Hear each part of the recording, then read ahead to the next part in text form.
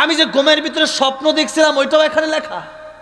এটা কেমন কিতাব, এটা কেমন কিতাব। সেদিন মানুষ আফসোস করে বলবে, আমি যদি মানুষ না হয়ে কুকুর হতাম তাও তো ভালো ছিল, মানুষ না হয়ে যদি শুকর হতাম ভালো ছিল, মানুষ না যদি গরু হইতাম ভালো ছিল। জব করতো দুনিয়াতে আমারটা শেষ ছিল, জাহান্নাম আমার ভোগ করা লাগতো না। আর কাফের বেঈমান 50,000 বছর দাঁড়ায় থাকবে, সময় শেষ হবে না।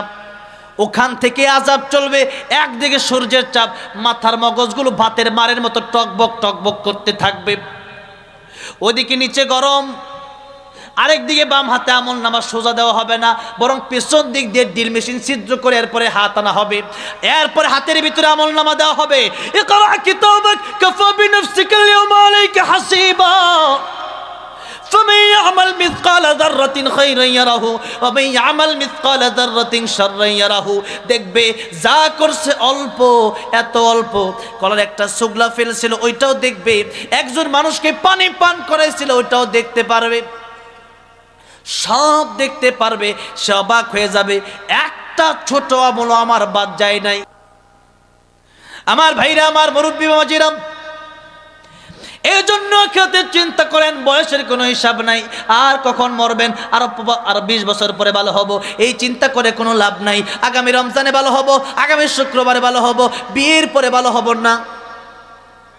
আপনি বিয়ে করবেন তার গ্যারান্টি আছে, আপনি রমজান মাস পর্যন্ত বাঁচবেন সেই গ্যারান্টি আছে। নবীজি নিজেও দোয়া করে, আল্লাহুম্মা বারিক লানা ফি রজব ওয়া শাবান ওয়া বাল্লিগনা রমাদান। আল্লাহ আপনি আমার হায়াত বাড়ায় দেন, নবীজি নিজ দোয়া করতেছে। আর আপনার তো গ্যারান্টি নাই। নবীজি বলেন, ও সাহাবীরা, আমার কাছে মালাকুল মউত যদি আসে, অনুমতি নেওয়ার প্রয়োজন আছে, আছে না? আছে, আছে। মালাকুল মউত যখন এসেছিলেন তখন মালাকুল মউত দরজার বাইরে দাঁড়িয়েছিলেন। নবীজি বিছনায় শোয়া, নবীর প্রচন্ড জ্বর, ঘরের বাইরে থেকে সালাম দিচ্ছিলেন, আসসালামু আলাইকা ইয়া রাসূলুল্লাহ। নবীজি বলেন, ফাতেমা, ঘরের বাইরে কে যেন সালাম দিয়ে একটু দেখো। দরজা খুলে দেখে এত বড়, যার মাথা আকাশে, যার পা জমিনে। ফাতেমা রাদিয়াল্লাহু আনহা বলেন, আব্বা, ও বাবা, এমন লোক আমি জীবনে দেখি নাই, এটা কেমন লোক আপনারা সালাম দেয়, এটা কে? নবী বলেন, এটা মালাকুল মউত, দুনিয়ার সব সাত কর্তনকারী চলে এসেছে। তার মানে অনুমতি দিছে। বললেন, ফাতেমা অনুমতি দিব না, আপনাকে নিয়ে যেতে আসছে। নবী বলেন, ফাতেমা, আমি অনুমতি না দিলে সে আসবে না, ঠিক, কিন্তু আমি নবী অনুমতি দিয়ে দিলাম, তারা আসতে বলো। নবী যে অনুমতি দিয়েছে, এরপরে আসছে, এরপরে এসে শুধু জান কবজ করে নাই, এসে বলি, ইয়া রাসূলুল্লাহ, আপনি যদি বলেন আপনার জান কবজ করব, আর না বললে আপনাকে আল্লাহ হায়াত দিবে। নবী বলেন, হাত্তা ইয়াতিয়ানি জিবরাইল, জিবরাইল আসার আগ পর্যন্ত তুমি অপেক্ষা করো। সুবহানাল্লাহ। জিবরাইল আসলেন, ইয়া রাসূলুল্লাহ, ইয়া হাবিবাল্লাহ, কি জন্য ডেকেছেন? ও জিবরাইল, আমি যাব না, থাকবো, লম্বা ঘটনা। জিবরাইল বলে, এই দুনিয়া কষ্টের জায়গা, আর পরকাল হলো আপনার জন্য আমার আল্লাহ রাব্বুল আলামিনের সাথে দেখা হবে, জান্নাতে যাবেন, এটা হলো আসল জায়গা। আর আল্লাহ আগে বলেছেন, ইন্নাকা মাইয়িতুন ওয়া ইন্নাহুম মাইয়িতুন, কুল্লু মান আলাইহা ফান ওয়া ইয়াবকা ওয়াজহু রাব্বিকা যুল জালালি ওয়াল ইকরাম, কুল্লু নাফসিন যায়িকাতুল মাউত সুম্মা ইলাইনা তুরজাউন। কত আয়াত বলবো। আল্লাহ আগে বলেছেন সবারই মৃত্যুবরণ করা লাগবে, এমনকি মালাকুল মউত আজরাইলেরও জান কবজ হবে, এমনকি মৃত্যু হবে। সুবহানাল্লাহ। মরবে না একজন, তিনি কে? আল্লাহ। এবার বলেন, ইয়া রাসূলুল্লাহ, ইয়া হাবিবাল্লাহ, যাওয়াই লাগবে আপনার, আজ নয় কাল। অনেক লম্বা ঘটনার মাঝখানে ঘটেছে, এগুলা বললে ঘন্টার পর ঘন্টা যাবে। নবী বললেন, শেষ মুহূর্তে নবী বললেন, মালাকুল মউত, এবার আমার জান কবজ করো। অনুমতি দিয়েছেন, যখন জান কবজ করা শুরু হলো তখন। এরপর নবীজি সাহাবায়ে কেরামদেরকে কি বলছেন শুনেন। নবীজি বলছেন, সাহাবীরা শোনো, আমি নবী, আমার কাছে মালাকুল মউত আজরাইল আসতে অনুমতি লাগবে। এরপরেও আমি নবী ডান দিকে সালাম ফিরায়া বাম দিকে সালাম ফেরাবো, এর গ্যারান্টি আমি নবীও দিতে পারবো না। নবী যদি এই গ্যারান্টি না দিতে পারেন, আমি আপনি দিতে পারবো? তাহলে বোঝা গেল যে আর 10-20 বছর বাঁচবো, 30 বছর বাঁচবো, রমজানে ভালো হবো, বিয়ে করার পর ভালো হবো, এগুলো ফালতু কথা, এগুলো কথার কোনো ভিত্তি নাই। তাই আল্লাহ বলেন তোমরা 24 ঘন্টা ওয়াল টাইম তোমরা মৃত্যুর জন্য প্রস্তুতি নিয়ে থাকো। যে কোনো সময় মালাকুল মউত চলে যাবে, যে কোনো সময়, যে কোনো সময় টাইম মালাকুল মউত চলে গেলে, মৃত্যুর গড়গড় শুরু হয়ে গেলে আর তওবা কবুল হবে না। দুইটার সময় আসে গেলে আর তওবা কবুল হবে না। সূর্য পশ্চিম দিকে উঠলে আর তওবা কবুল হবে না। আর যদি মৃত্যুর যন্ত্রণা শুরু হয়ে যায় তখন আর তওবা কবুল হবে না। এই জন্য সময় যেহেতু আছে, এখনো পশ্চিম দিক থেকে সূর্য উঠে নাই, আর আমাদের মৃত্যুর যন্ত্রণা শুরু হয় নাই। এখন তওবা করার সুযোগ আছে না নাই? তওবা তাহলে কখন করবেন? এখনই করবেন, এখনই করতে হবে। রাজি আছি না নাই? আমরা তওবা করে বাড়িতে যাব, বলি ইনশাআল্লাহ। এবার শুন, আল্লাহর নবী বিশ্ব নবী বললেন 5 সময়ের আগে 5 সময়কে তোমরা মূল্য দাও। 1 নম্বর নবী বললেন শাবাবাকা ক্বাবলা হারামিক, যুবক বয়স আছে, যৌবনকে তোমরা মূল্য দাও। যুবক বয়সে ইবাদত করলে আল্লাহর আরশে আজিমের নিচে তোমাদেরকে ছায়া দিয়ে দিবেন। সুবহানাল্লাহ। প্রত্যেকটা কথার মর্ম অনেক, অর্থ অনেক বেশি। এক একটা আয়া, এক একটা হাদিসের এক একটা ছোট ছোট বাক্য দিয়া কয়েক ঘন্টা কথা বললেও শেষ হবে না, রাত পার হয়ে যাবে।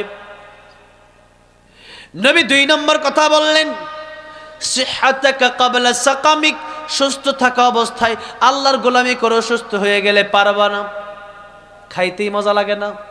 অসুস্থ হয়ে গেলে বিছানা থেকে ওঠা যায় না, কারোর সাথে কথা বলতে ভালো লাগে না। নবী বললেন 3 নম্বর গিনাকা ক্বাবলা ফাকারিক, টাকা পয়সা থাকলে ওই টাকা পয়সা আল্লাহর রাস্তায় দান করবা, ওই টাকা পয়সা হালাল রাস্তায় তুমি ব্যয় করবা, ওটাকে গনিমত মনে করবা। এটা মনে করবা টাকা আমি কামাইছি না, টাকা পয়সা যা তোমার দিছে সবই কে দিছে। 4 নম্বর ফারাগাকা ক্বাবলা শুগুলিক, অবসর থাকা অবস্থায় আল্লাহর গোলামি করো, ব্যস্ত হয়ে গেলে পারবা না। 5 নম্বর হায়াতাকা ক্বাবলা মাউতিক, মরণের আগে যদি ভালো না হওয়া যায় মরণের পরে আর ভালো হওয়ার কোনো সুযোগ নাই। এই জন্য মরণের আগে আমাদের ভালো হতে হবে। আল্লাহ মরণের আগে আমাদেরকে খাঁটি ইমানদার, খাঁটি মুসলমান বানায় দিও। জোরে বলেন আমিন। এই গেল ওয়াল আসরের কথা। এবার ইন্নাল ইনসানা লাফি খুসর, ধৈর্য আছে তো? আর মাত্র 8 মিনিট। কয় মিনিট? 8 মিনিট। আল্লাহ রাব্বুল আলামিন সময়ের কসম খেলেন। কসম খেয়ে আল্লাহ রাব্বুল আলামিন বলছেন ইন্নাল ইনসানা লাফি খুসর, পৃথিবীর সব মানুষ ক্ষতির সাগরে ডুবে আছে। কি ক্ষতির সাগরে কি করতেছে? ভাসছে না ডুবে আছে? ডুবে আছে। আপনি যদি একটা পুকুরে ডুবে থাকেন, মনে করেন আগে একটা প্রতিযোগিতা হইতো, খেলা হইতো যে 2 জন পুকুরে ডুব দিবে, কে কার চাইতে বেশি থাকতে পারে, এরকম একটা খেলা হয় না অনেক সময়? এখন একজন ডুব দিয়ে উঠছে, দেখে ও এখনো উঠে নাই, ও আবার ডুব দিছে। ওইটা দেখা যায় ও তো ডুব দিছে, হেও আবার দিছে, 4-5 মিনিট চলে যায়, অত থাকতে পারে না 30 সেকেন্ডও। কিন্তু এরপরে 2 জন উঠছে, কিরে এতক্ষণ তুই কেমনে আছিস, তুই কেমনে আসিলি? আসলে কথা হইলো যে খেলা তো খেলাই, ঠিক না বেঠিক? এখন মনে করেন এখানে ডুব দিয়ে বেশিক্ষণ থাকা যায় না, 1 মিনিট 1.5 মিনিট, এরপর থাকাই যায় না। এরপর থাকলে জীবন চলে যাবে। এখন মনে করেন এই পুকুর থেকে আপনি পুকুরে গেলেন গোসল করার জন্য, আপনার পীর সাহেব অথবা আপনার নেতাকে নিয়ে গেলেন। ওই পুকুরে মনে করেন এমন একজন পীর সাহেব যার সাথে মুসাফা করতে পারলে আপনি মনে করেন আমার জীবন ধন্য, এমন পীর সাহেব নিয়ে গেছেন। পীর সাহেব যদি পুকুরে নিয়ে গেছেন গোসল করতে, পীর সাহেব আজকে আমিও গোসল করবো, আপনি গোসল করুন, আমি আপনার মুরিদ, আমিও গোসল করবো। পীর সাহেব বললো ঠিক আছে চলো গোসল করি। 2 জন মিলে গোসল করতেছেন। এবার পীর সাহেব বললো আসো একটু তোমার সাথে মুয়ানাকা করি পানির ভিতরে। মুয়ানাকা করলো, আপনারে এমন মুয়ানাকা করছে, আসো ডুব দিয়ে কতক্ষণ থাকি। 1 মিনিট 2 মিনিট 3 মিনিট চলে যায়, আপনার ছাড়ে না। যার সাথে আপনি মুসাফা করতে পারলে নিজে ধন্য মনে করেন। এবার ওই পীর সাহেব যদি আপনার ওই পানির নিচে নিয়ে যাওয়ার পরে যদি না ছাড়ে, আপনি প্রথমত ধাক্কা দিবেন যে সরেন, ঠিক না বেঠিক? এরপর দেখতেন ছাড়ে না, তখন ঘুষিও দিবেন, যেন আমার বাঁচতে হবে। কিসের পীর? ঠিক না বেঠিক? কোনো পীরসির কাজ হবে না, আমার বাঁচতে হবে, আমার জীবন আগে। এরপরে এবার ছাড়তেছে না, এবার লাথিও লাথি ঘুষি যা আছে সব দেখুন শহর আনতে। কিসের পীর? আগে আমার বাঁচতে দে, 5 মিনিট হয়ে গেছে, পানি খাইতে গেছে, পেট ফুলে গেছে, মরে যাবো। জীবন বাঁচানোর জন্য একটা মানুষ একটা পীর যদি তারা নিয়ে পুকুরের তলে, পুকুরের নিচে 5 মিনিট 10 মিনিট থাকে, তখন সে আর সহ্য করে না। আমার পীর হোক, মনে করেন আপনার নেতা, ওই নেতারে আমার নেতা তোমার নেতা ফুলের চেয়ে পবিত্র, কত স্লোগান দিলেন, এরপরে ওই নেতা আপনি নিয়ে 20 মিনিট ধরে পুকুরের নিচে, এখন আপনার জীবন শেষ। আপনি নেতার ওই নেতা, তোর নেতার গোষ্ঠীর রাখ, তোর আগে দেখি শহর এখান থেকে, ঘুষি দিয়ে লাথি দিয়ে আপনি পুকুরের উপরে উঠবেন যে আল্লাহ বাঁচা গেল। ঠিক না বে ঠিক? আমি আপনাদেরকে জিজ্ঞেস করতে চাই, জীবনের দাম বেশি না ইমানের দাম বেশি?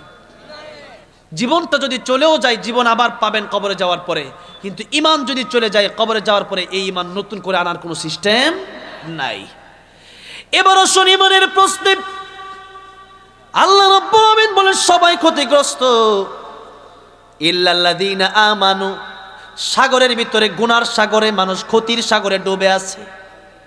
ওই ক্ষতির সাগর যদি এরকম হয়, পীর যদি বলে নামাজ লাগবে না, ওই পীরে ছাড়তে হবে। পীর যদি বলে পর্দা লাগবে না, পীরকে ছাড়তে হবে। পীর যদি কয় আল্লাহর বাদ দিয়ে আমার পায়ে সেজদা দিতে হবে, এটা ছাড়তে হবে। আমার ভাইরা, আজকে দেশের ভিতরে এমন হয়ে গেছে যে মানুষ পীরকে এমন করে বাবা বাবা বলে ডাকে। পীর ও দেশে এমন আছে যেই পীরের কাপড়টা পর্যন্ত নাই, আর ওইটারে বাবা ডাকে, আর নিজের বাপরে বাপ ডাকে না। পীরে গরু দেয়, নিজের মা বাপরে গরু দেয় না। নিজের বাপ মারে মুরগিও দেয় না, নিজের বাপ মা খাবারই পায় না। এরকম অধম, এরকম নরাধম আছে না নাই? অথচ নিজের বাপ মার দিকে তাকাইলেই কবুল হজের সওয়াব। সুবহানাল্লাহ কোন। হজ করতে গেলে কষ্ট আছে না নাই? এবার আমি যাচ্ছি হজ করতে, 8-10 লাখ টাকা দরকার। একজন হজ করতে গেলে কত লাখ টাকা দরকার? মিনিমাম এখন 8-10 লাখ টাকা দরকার। এখন 8-10 লাখ টাকাও দরকার, আবার দেহেরও দরকার। ইসলামে ইবাদত হচ্ছে 2 প্রকার, দেহ এবং অর্থের মাধ্যমে। যেমন নামাজ যদি আপনি পড়েন, ফজরের নামাজ যদি আপনি না পড়েন, আরেকজনকে বলে তোমার 500 টাকা দিলাম, আমার না, তুমি যেহেতু নামাজ পড়তে যাবা, আমার নামাজটা তুমি পড়া দিও, নামাজ হবে। আবার যাকাত আসছে 10,000, আপনি 10,000 টাকা দেব না, 10 টাকার নামাজ পড়া ফেলাই, হবে? হবে না, এটা টাকাই দিতে হবে। আর হজ যেমন ইবাদত, টাকাও লাগবে, দেহও লাগবে, দুটাই লাগবে। আর নবী বলেন আল হাজ্জু আলা হাজ্জু, হজ হলো কষ্টকর। হজ কি?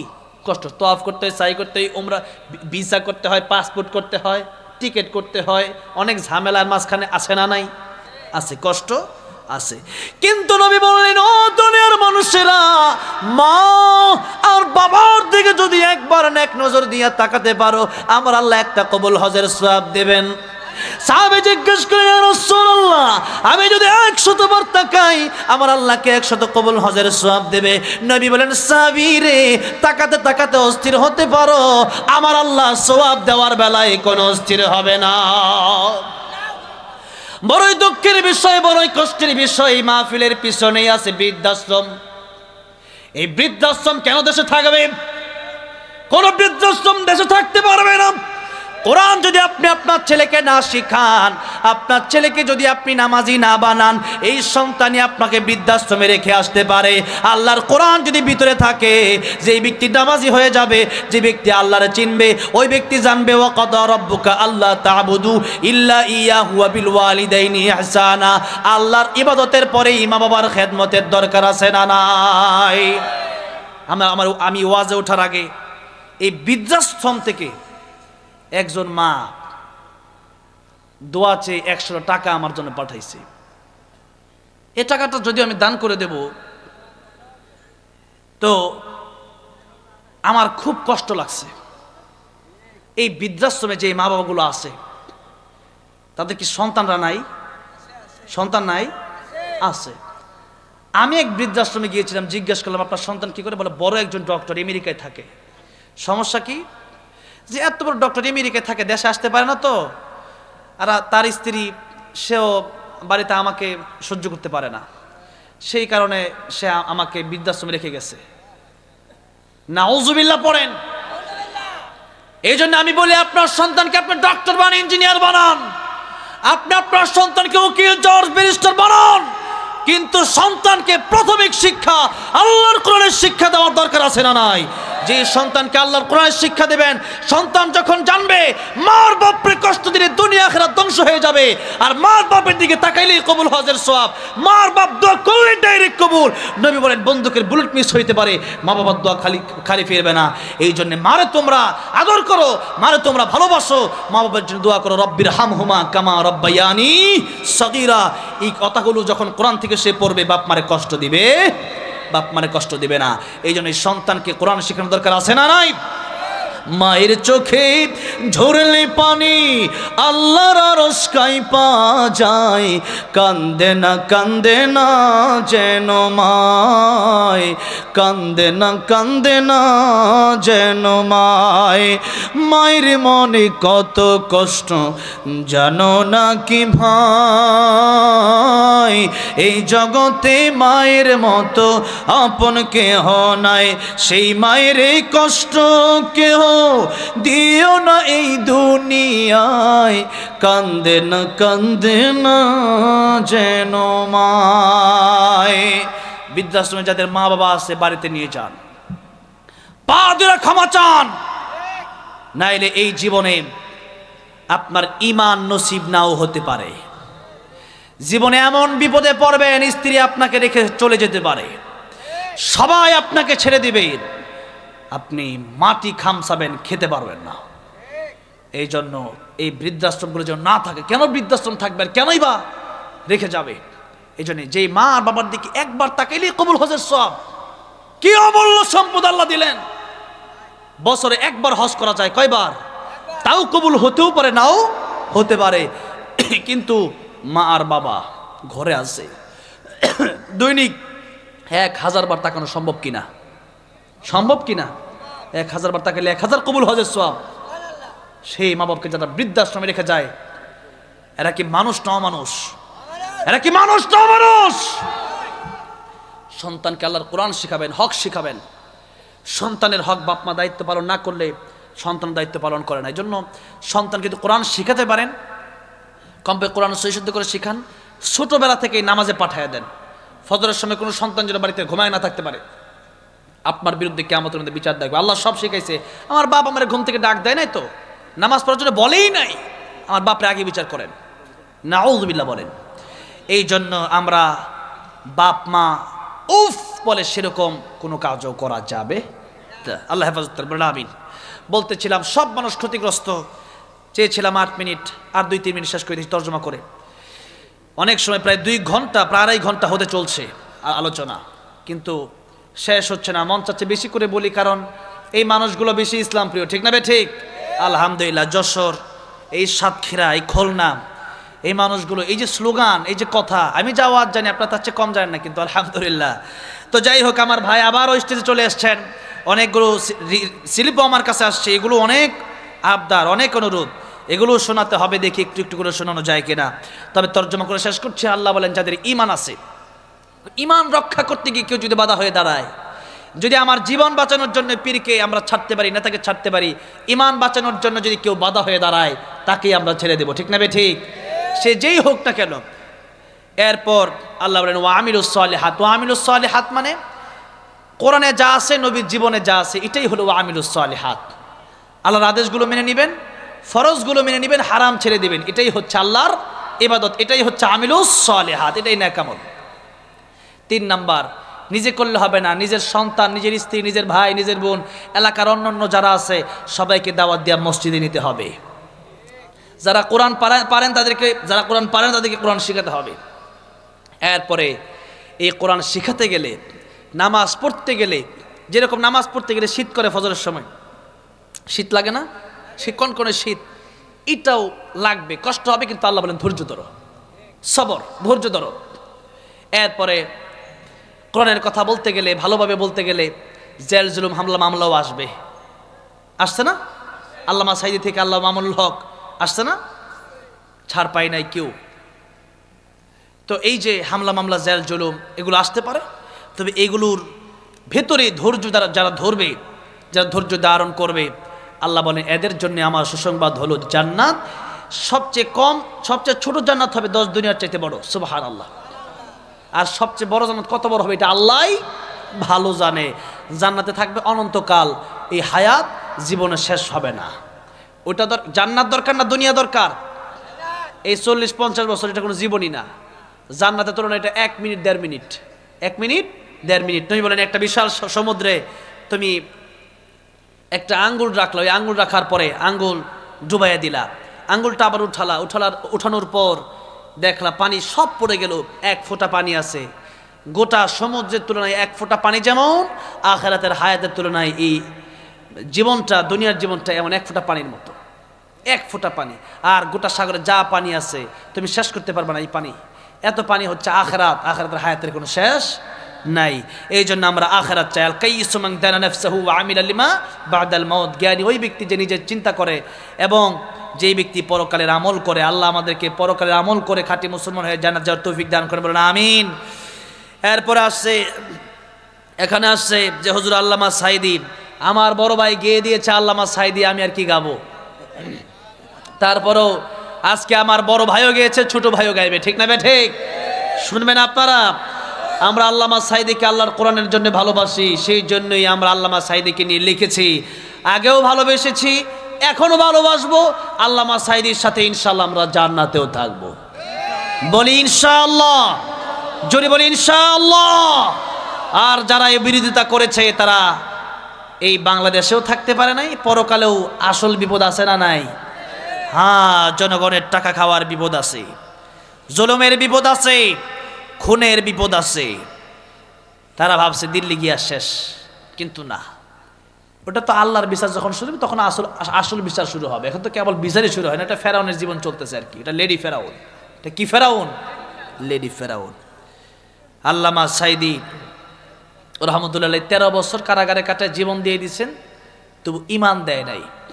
আমরাও জীবন দিব, ইমান দিব, জীবন দিব, ইমান দিব না। আল্লাহ আমাদের ইমানকে আপনি অটল অবিচল রাখেন, বলেন আমিন। আল্লামা সাঈদী তুমি মরণি, শহীদ হয়েছ তুমি এটাই জানি। কারাগারে কাটালে 13টি বছর, বাতিল কেঁপেছে তোমায় দেখে থরথর, ঠিক না বে ঠিক? কারাগারে কাটালে 13টি বছর, বাতিল কেঁপেছে তোমায় দেখে থরথর। তুমি যে ছিলে মোদের নয়নমণি, শহীদ হয়েছ তুমি এটাই জানি। দেখা তো হবে না আর জীবনে, দেখা হবে জান্নাতে ফুল বাগানে। এ আশা কবুল করো আল্লাহ তুমি, পড়েন আমিন। এ আশা কবুল করো আল্লাহ তুমি, শহীদ হয়েছ তুমি এটাই জানি, শহীদ হয়েছ তুমি এটাই জানি। আল্লাহ আল্লামা সাঈদীর কবরকে তুমি জান্নাতের বাগান বানায় দাও, জোরে বলেন আমিন। আল্লাহ আমাদেরকেও তুমি শহীদের মৃত্যু দিও, জোরে বলেন আমিন। এরপরে আর অনুরোধ, এটা হচ্ছে ও মদিনার মাটিরে এই গজল বলতেই হবে। রশ্মি লাগাই দিছে, মানে তাকিদ। আল্লাহ হ্যাঁ হ্যাঁ তাকিদ। আল্লাহ যেরকম করে তাকিদ দিয়ে অনেক কথা বলছে, উনি তাকিদে বলতেই হবে, বলতে হবে না, বলতেই হবে। মাশাআল্লাহ। আমার ভাই কি বলেন, গাবো ইনশাআল্লাহ? আমি তো ভাবছিলাম 11টা শেষ করে মনোজাত দিয়ে একবার এতক্ষণ থাকবো, অলরেডি গোপালগঞ্জ বলবো।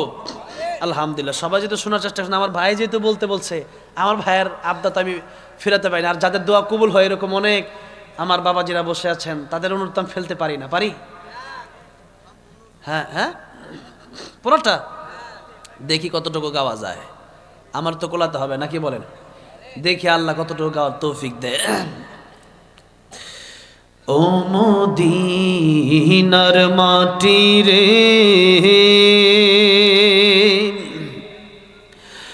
সকল সুখ বুঝি তোর কপালে। ও মদিনা রে,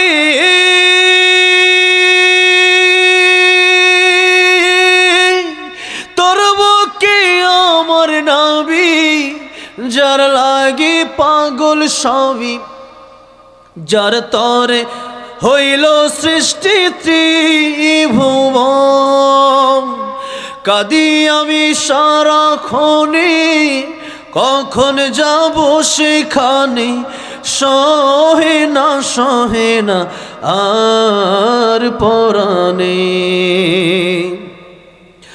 ও মদিনার মাটি রে, সকল সুখ বুঝি তোর কপালে। ও মদিনা রে,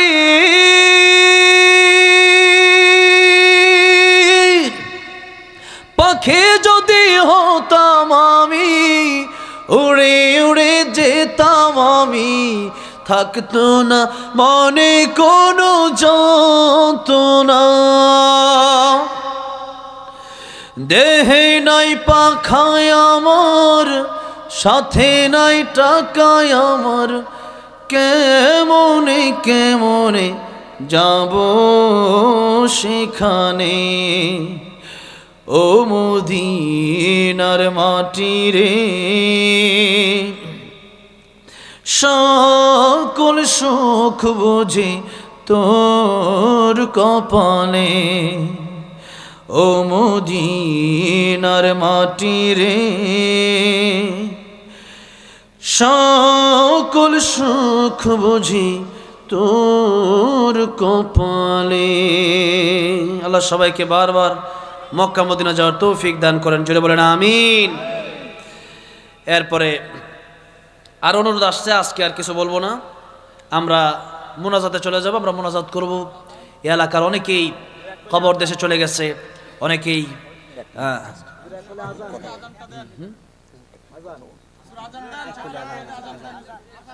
ভাই এত রাতে আজান দিতে আমি ইচ্ছুক না। এরপরেও কি বলবো, কি করবো ভাই? মাইকটা ভালো। হ্যাঁ মাইক খুব ভালো মাশাআল্লাহ। বলিনি দেখি, জাস্ট আমি তো বলিনি।